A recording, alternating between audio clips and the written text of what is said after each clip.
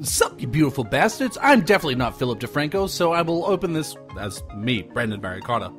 How is everyone doing? Sorry, I'm not really good with openings, and Philip just jumped to my mind. Why I'm making this video? I wanted to just talk a little bit about the competition for Now Voice This. It's been a really interesting 2 rounds so far. I'm recording this before the announcement of round 2, so not sure if I'll make it through to the next round. But hopeful as anyone can be. It's been amazing actually seeing the other contestants. There's some really talented people. If I don't make it through, I'm alright with that because there were some really good entries. That being said though, I do appreciate, I think, the feedback that I've been getting from people who've just been talking about my voices and sending me messages. I've actually made 2 friends from this competition, which is really cool. My friend Michael now, and also Amber Sampson. Amber's actually in the competition as well in the second round, and her stuff is really good. Really amazed by her talent. What a lot of people don't know is, though, for round 2, I actually ended up making 2 submissions. I initially made a submission straight after I heard, I started scripting, coming up with ideas, but I wasn't happy with where that was going, that idea, which was essentially Rick and Morty in the whole Luke Vader reveal for the father thing. Spoilers, too late now. You already know after however many years. But, so I did that whole scene with, Rick and Morty, and it's a lot of fun. I actually probably will include it in this video, so you can have a watch. But I scrapped it ultimately because...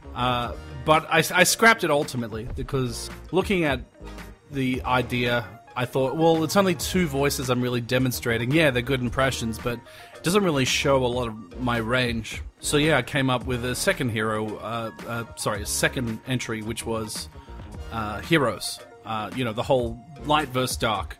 And I played off that, and I'm happy with that submission. I think that one shows a bit more range, and I ended up going with it. I do apologize that I'm not showing my face for this video. I've got a face for radio, as some people would say. That's alright, I can just show you this Overwatch clips of me playing horribly.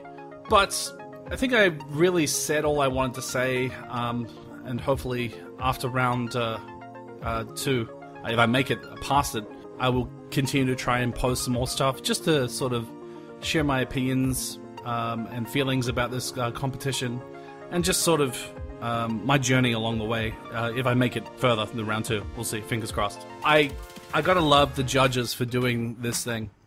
I really appreciate everything Chuck has done. I appreciate the other judges because the information they're sharing with people is really vital.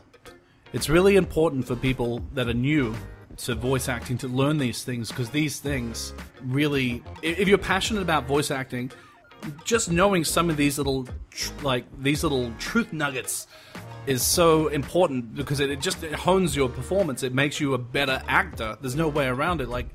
Without this knowledge, you'd just be struggling to have to make these realizations by yourself. You'd have to discover it yourself. I think it's really awesome of them to actually say, hey, here's what I'm looking for. This is something I think that makes a good voice actor. Work on this, because that's invaluable. It's so important to have that.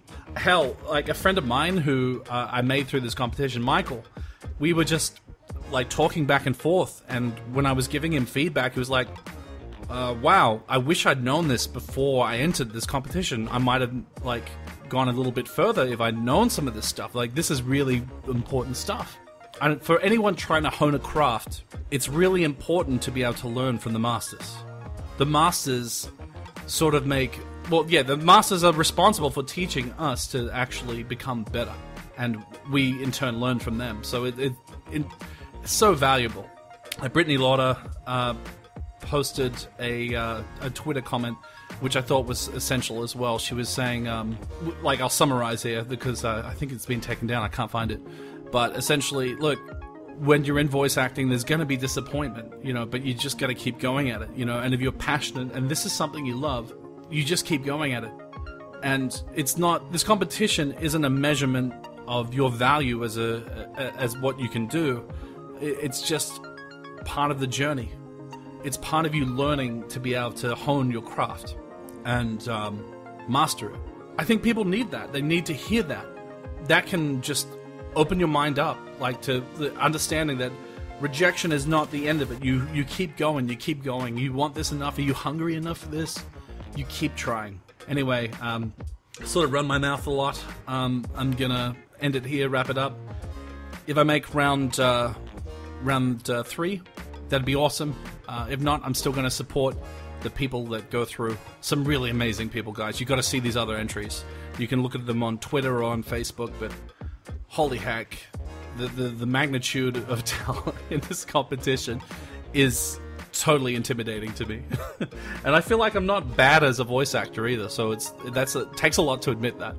But yeah, check it out. Thank you for watching my video, and I'll see you guys later.